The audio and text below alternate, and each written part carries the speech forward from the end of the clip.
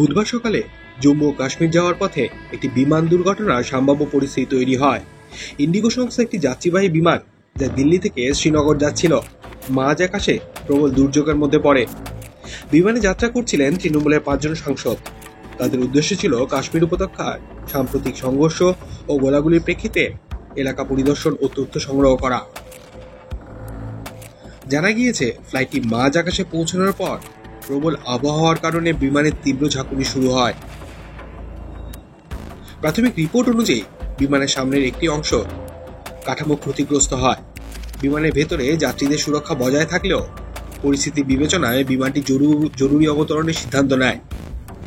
Pilot ও cocopeat ক্রুরা নিয়ম অনুযায়ী জরুরি প্রোটোকল অনুসরণ করে বিমানটি নিরাপদে অবতরণ করান। দুর্ঘটনায় কেউ হতাহত হননি।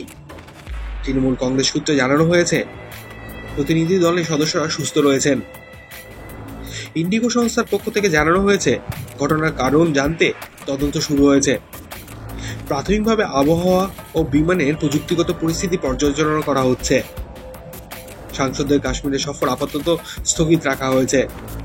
পরবর্তী পদক্ষেপ দলীয় স্তরে আলোচনা করে সিদ্ধান্ত নেওয়া হবে।